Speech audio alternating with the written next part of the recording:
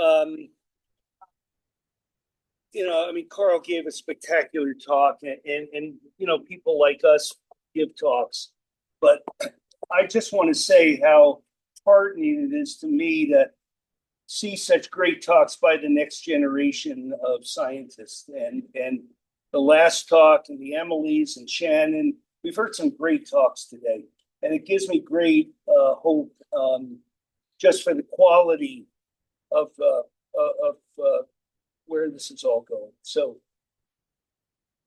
the other thing I want to focus on is I want to go back. Dave Wagner gave a good convincing talk reminding all of you who are going out to now guide the season that you make a difference. So a couple of us are giving talks about, well, how to talk to clients about X. So here we go. I'm not trying to depress anybody, but this is a challenge in going back to talking about where we are in the present moment. The first thing I want to do is, as you talk to your clients, I want you to distinguish and keep in mind that these are two kind of completely different issues. They are related, but they're different. One is the crisis of the moment.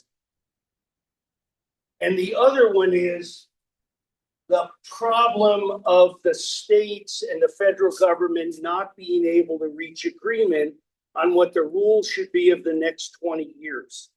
Those are complete, I'm overstating complete. They are very different issues. Don't confuse them, okay? And there's going to be this issue, whether these new rules should be 20 years, 10 years, 5 years, whatever. But that's a different issue from the crisis of the moment. When you communicate about the crisis, why we got to this point, I'm going to suggest to you that it's not merely a problem of, oh, suddenly we don't have enough water. We never thought this would happen. What a surprise. In fact, we have sort of the ultimate cause of the problem, a warming climate, reduced runoff. But we got to this present moment because of the inability to manage the system in response to the crises of the moment. It's a two-headed problem. If you grab the handouts, there's a long list of why a warming atmosphere leads to reduced runoff and reduced supply in these kind of basins such as the Colorado River. I just want to point out that in yesterday's talks by federal agency people, you never heard the words climate change mentioned. In a 1,600-page draft EIS that just came out 2 months ago, you can't find the words climate change in the whole damn document. You as guides have an opportunity to make sure your clients understand that this is all about a warming atmosphere. Mm-hmm. And in that sense, whenever we can begin to resume the fight to reduce carbon loading into the atmosphere, that is how this problem ultimately gets dealt with. Don't forget that. Mm.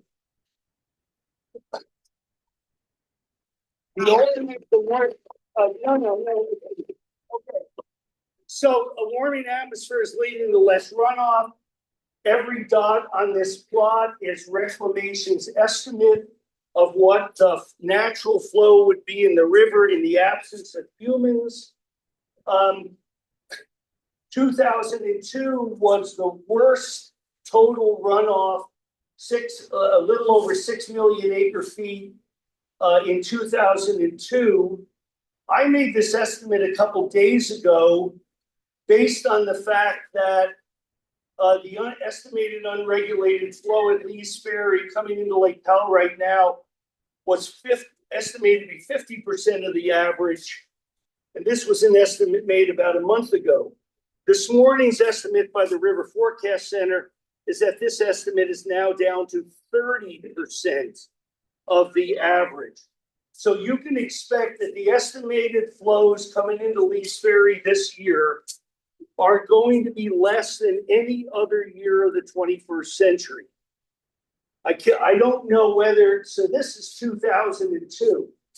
This dot is going to come down even lower when we finally know what's happening. 77 is the other absolutely terrible year. Okay, so this is going to be one hell of a year.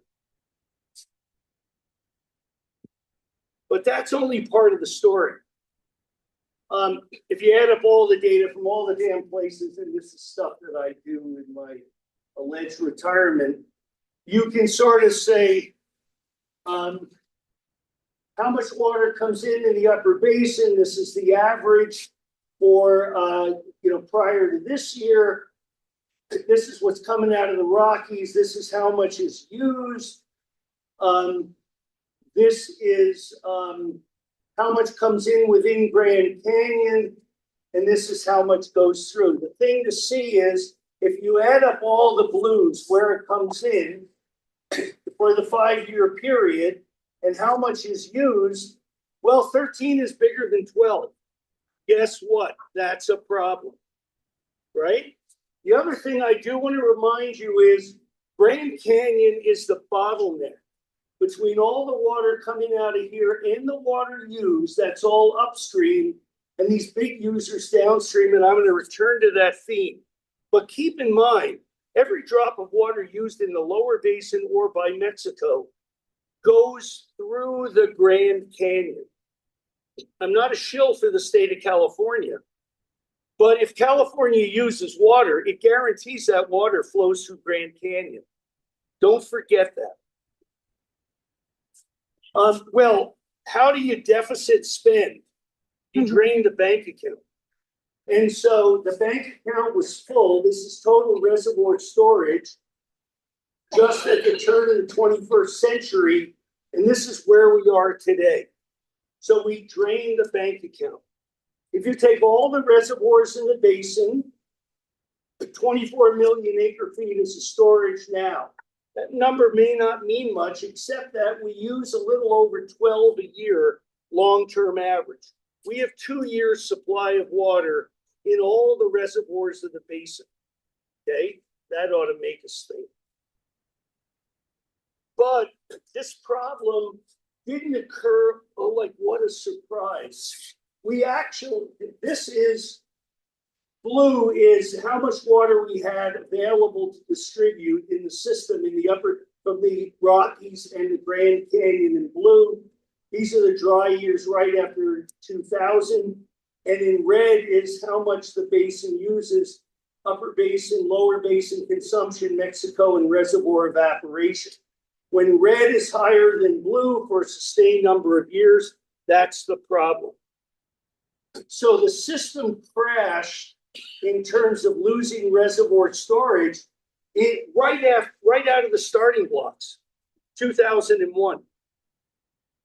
We crashed the system to 50%, and then we sort of lived on the edge. We didn't make anything up to 2011, which was the biggest year of the basin. This is in reservoir storage. The reservoir's going up. We tanked it again. Then we lived on the edge, and then we tanked it again. And then we had 2023, which saved our butts. But now we're going back down. And now guess what? We're now back to here, except we're having now the most catastrophic year ahead of us. Another factoid, just to keep in mind as you're talking to your guests, 60% of the water stored in the reservoirs of the basin are just in Powell and Meade. 30% is in everything upstream from Powell. 10% is in Mojave and Havasu. Okay, that's how the numbers work out. That's why Powell and Meade count so much. So now this is a little more complicated, just the last couple of years. And this is just since January 23. This is when the reservoirs were at their dead lowest. Let's look at black, which is Powell. goes up with the inflows of 23. We consume it, inflows of 24. We consume it. Last winter, we got almost nothing. And remember, this year's worse. And now we've been just crashing power.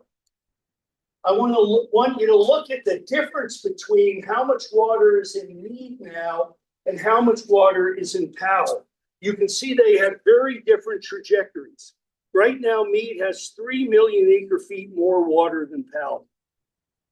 Why? Because all during the fall and winter, it rained in the Imperial Valley, and they didn't need water in the lower basin, and Mead held onto the water. So you might want to keep track of this. Here are these more detailed percentages. Right now, 36% of all the water in the entire basin is in Mead. 31% is above Powell. Powell only has 24%. But it's not just how much water we have above dead pool. It's how much water we have before life gets complicated. And as Wayne Pullen explained to us yesterday, it gets complicated as soon as we get down near the point where we can't take water through the power plant, right? So there's a bunch of water that's below the penstocks, 4 million acre feet. That's a whole lot more complicated, that water, because then when it's below that, you can only move water through the river outlets.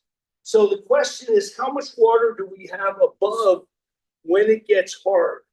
And there's a whole bunch of things that make it hard, but in the interest of time, I'm just not going to go there today. Yesterday, we are 3528.28. We have 480,000 acre feet of water in Powell above the lowest it's ever been. That's all there is before we're in precedent-setting territory. So if we just look, here is Powell's trajectory over the last couple of years. This is where we are. 3,500 is when it gets hard. The situation in Mead is very different. Okay. And lastly, you've seen this plot by a couple of people. I've just colored it in to give you the cheat sheet. In here, it's complicated. You already heard commentary. We may not choose to do an HFE this year.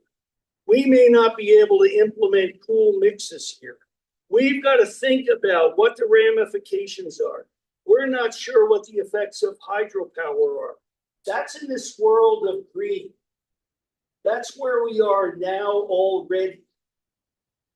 We got a little tiny uncertain buffer, which is how close do we get to the level of the penstocks before it gets off the charts. We don't know how big this yellow area is. And then we get into a world of complete unknown. No power production, using it, right? So it's damn hard. Realize that these are predictions of what would happen if we do nothing. Because I don't speak for anybody and I can't get fired, the point here is that reclamation is not going to let that happen. Because these are bathtubs. And the way that you try to control the elevation of water in a bathtub is you either open the faucet. Open the faucet means release water out of Flaming Gorge to supplement the inflows of a pathetic winter runoff, or you shut down the drain. You shut down the drain so that you're holding it up. That all makes sense, except that you guys run boats downstream of the drain. That's why you want to have a conversation with reclamation and the adaptive management program and your representatives. Okay, let me keep rolling here. These are all the things that are now, that's the moment. And the moment is you're going to have to get involved to work with reclamation and your representatives for how we deal with shutting down the drain. Okay, because that's going to affect what you do this summer and how you vote. Okay, now let's go to a completely different issue. The state's arguing for God knows how many years and not reaching agreement. Okay, they know they got to balance the checking account. They can't consume more than the supply, and we burned up the bank account. And there are these environmental issues, tribal empowerment in Mexico. The reality is we can't get past the single issue in yellow. They can't agree on this. So they don't have time to agree to talk about anything else, but they know they have to recover reservoir storage. Everybody knows, and thank goodness tribes are more involved. And we happen to have an international treaty with Mexico. So that has to be dealt with. But we're stuck on only one issue. And you notice I got nothing listed there. So why is it hard to reach agreement? This is a pattern of water use in the lower basin over time. Just pay attention to two things. Which line is higher than which? And are the lines going up or down? That's the only thing to pay attention to. Good news is total consumptive water use in the lower basin is going down. That's good. Well, never forget, California uses more water than Nevada or Arizona. Here is just the water use in California. Of the water use in California, this is how much is used in the Imperial Irrigation District. This is how much goes to LA and the coast. This is everybody else. The Imperial Irrigation District uses more water than any state in the watershed, except California because it's part of it, right? Imperial Irrigation District uses more than the entire state of Arizona, uses more than the entire state of Colorado. Keep that in. Okay, why is it hard? Here are the uses in the upper basin. Colorado uses the most, but small problem, the upper basin uses about half of what the lower basin uses. But if you're Grand Canyon centric, thank goodness, lower basin is using twice as much as the upper basin, because all that water goes through Grand Canyon, no matter how much people want to ignore that. But here's what, so these guys, so the argument is that the upper basin says we use half them as much as you. We'll be damned if we're going to cut any of our use. You use twice as much. You take all the cut. The lower basin says, are you out of your mind? We grow all the winter produce. We have the biggest economies on the planet. You're telling us to cut? I mean, that makes no sense to the best interest of the country. And there we're stuck. But what don't we talk about? We don't talk about the fact that 55%, more than 50% of the total use of the Colorado River is to grow livestock, is to grow alfalfa and grass hay. And yet all we talk about is, oh, the upper basin, the lower basin, equity, all this. Do we have a water crisis when half the damn water is used to grow livestock feed? If you're sitting in Michigan, you might say, you guys don't have a problem out there. You just have a bunch of laws that don't happen to let you deal with setting the right priorities in the country. And the problem, of course, is that how was the West settled? Who has the senior water rights? Was the West settled first? By big city? No, it was an agricultural society. And so the senior water rights, the Imperial Irrigation District has pre-compact water rights, and they are the largest consumer in the basin. We have a problem. Even in the upper basin, agriculture is the biggest use. That's alfalfa and grass hay. And in the lower basin, I'll just quickly show, this is consumption by Imperial, the biggest user. Every dot in a month is how much water was used in the month of January in the last 15 years. It's always low. It's always low in February. It's always low in December. It's always low in November. It's really high in the summer hot months when it's 100 and everything. Here is, for this year, the acreage in different crops. The production of garden crops, the broccoli and onions and lettuce that we all want out of the Imperial Valley, there's nothing grown in the hot months. So the consumptive usage goes sky high when the only thing grown there is alfalfa and grass hay. There's your problem. We don't know how to talk about the right issue. Okay, and lastly, Grand Canyon is not the only piece of this environmental puzzle. Realize that the delta is the biggest issue. If we make agricultural water use in the Imperial Valley more efficient, the Salton Sea dries up. We've got the highest rates of lung cancer in the country blowing off of a dry, desiccated Salton Sea. That's a huge problem.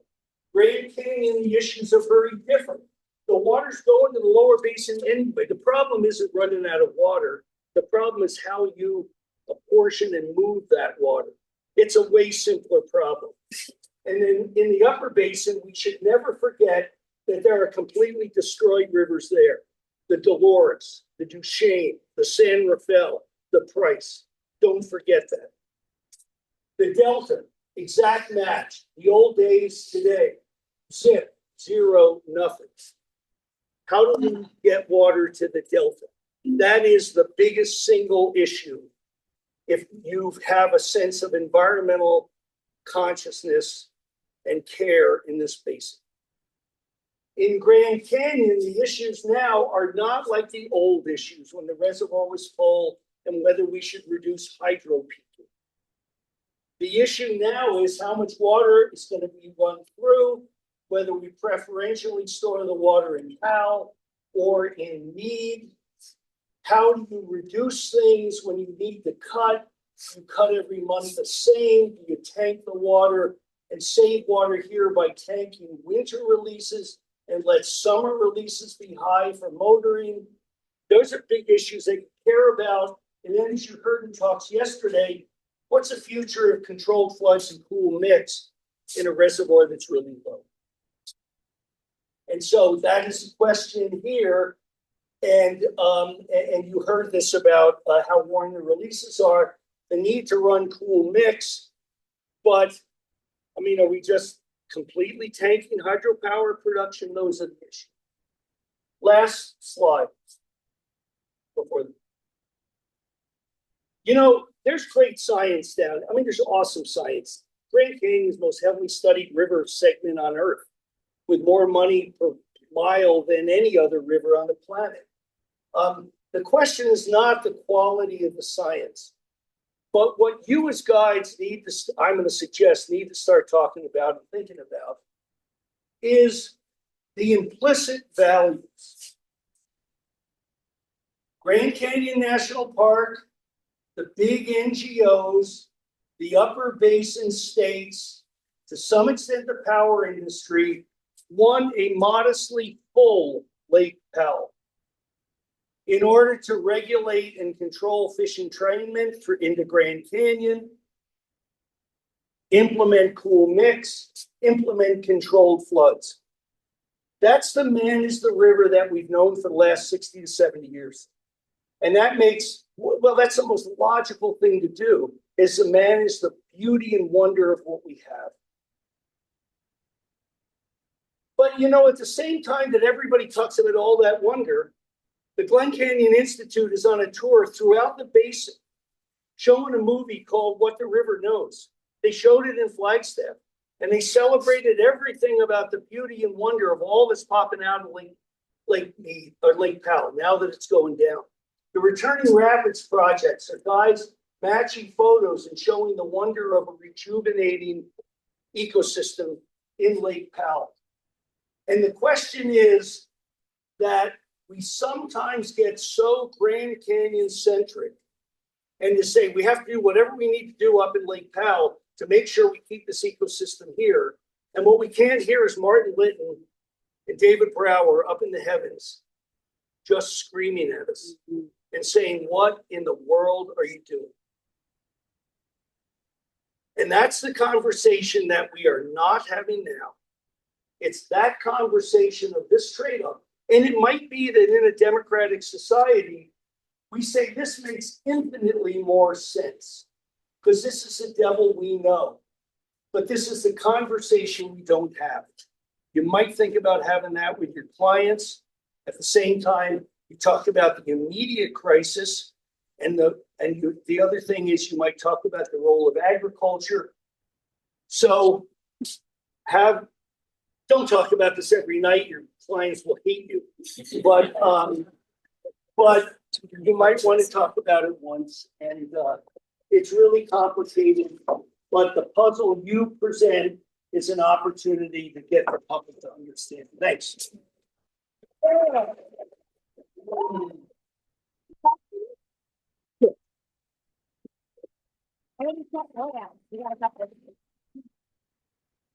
Yeah.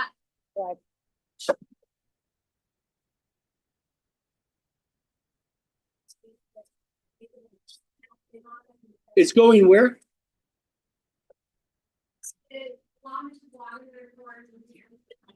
Oh. Think of what an awful position the tribes are in. Their rights go back to a Supreme Court ruling in the early 1900s, but we just conveniently forgot about it, right? And now the tribes say, hold it, you forgot about us, so add us to the mix. We want control of the water and the pie's shrinking. Like, how do you add a new user right?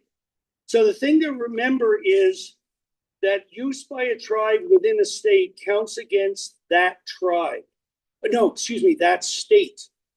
So it's not, so if the use of water by tribes within a state increases, potentially the use by traditional users goes down, state by state. So that's sort of a non-winning situation. I mean, that politically that can't work, right? And so what's really a lot of this is about is the opportunity for tribes to be justly and fairly compensated for their non-use. In other words, if I'm a tribe and I have rights to X and I'm not using it, somebody else ought to pay for that. To date, the tribes get nothing for it. So the tribe's interests are taken very seriously. There are certainly, reclamation is doing a spectacular job of bringing new water supplies to the Navajo Nation. There's important work going on, but at the end of the day, it's probably going to lead to the release of water by tribes back to states. But one sticking point we can't get past is that nobody's being allowed in a tribe to market water, an upper basin tribe, for instance, to San Diego, where, across, we're trapped in this world of an upper and lower basin. But tribes are much more involved, and that really comes out of the Biden administration, Deb Haaland, and all of that, and they're an important piece of the puzzle. Yeah. Yes, sir. Yeah. Two questions. One, Utah has plans to draw water to St. George in a 120-mile pipeline, and that seems to be hopefully dead. The second thing is, if we have a lot more drought, isn't your second alternative there decommissioning Glen Canyon Dam? I mean, 6% of the river flow is evaporated or seeps in at Lake Powell. And so without that, we at least have 6% more. So, yeah, in the Lake Powell pipeline, I don't know. I don't see that as much life to it. On the issue of decommissioning Glen Canyon Dam, this is one of the things that I am so torn at. I mean, I've spent my life working in Grand Canyon. I did my first research trip in 1984, for heaven's sakes. I've worked here ever since. And I urge us not to take a Grand Canyon centric view of the world, because there are such spectacular resources upstream that I am also very aware of. And I believe that there has to be a wholehearted, serious debate within our society that it should not be abrogated to a couple agencies to decide what the priorities are. I believe the citizens need to decide which is most important and how PAL should be managed. There should not be an agency determined, we want PAL to be at 35, whatever. And the reality is, there's a whole lot of boatmen, a whole lot of old boatmen, a whole lot of conservationists, and a whole lot of people who do believe that the best outcome for Lake Powell is to not have water. But at the same time, if that happened, that would completely transform the Grand Canyon ecosystem in unpredictable and unimagined ways. And of course, the sediment out of Lake Powell would all come down to Lake Mead. And that's sort of that's not an option to, suddenly to dump all that water. So it's a very complicated, very difficult Rube Goldberg struggle that we have. We have created a huge mess as a society, not the present reclamation, not the present any agency. This is something we willingly did, but this is what your kids and the young people who are the guides and their kids are going to face. And we've got to deal with this.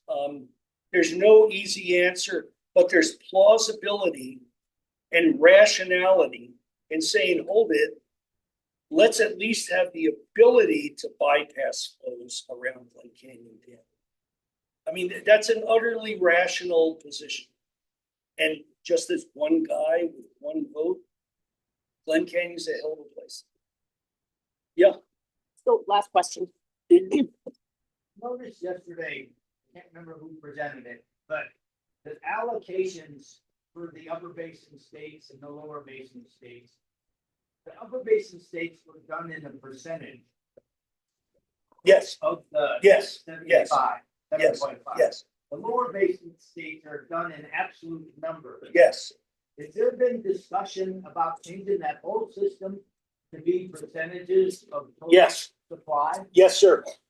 Yes, sir. And in fact, in all of these efforts by the states to reach agreement, one of the proposals originally offered by the state of Nevada was to say, let's just forget these numbers. Let's say the upper basin gets X percent, the lower basin gets Y percent. We'll target it to whatever the 3-year or 5-year running average of natural flows at least vary are. If the pie gets smaller, so be it. And we're going to always commit to X percent and Y percent. Utterly rational. Makes the most sense. It's the right thing to do. Except the lower basin, particularly the state of Arizona, who is most vulnerable, said the percentage that the lower basin gets can be no less than X for us to function and route water to Phoenix.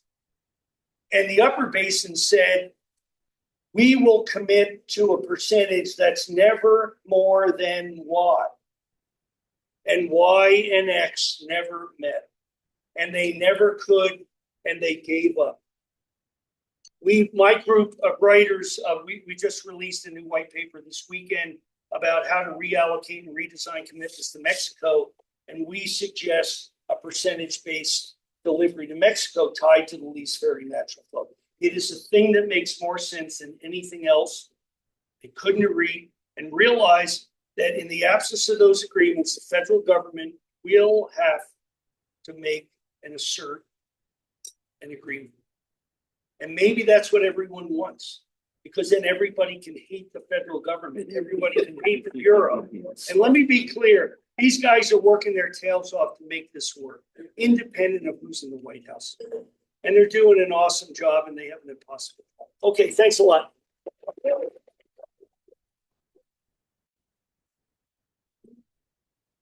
Awesome. Thank you, Jack. Cool, guys. Couple things, real quick.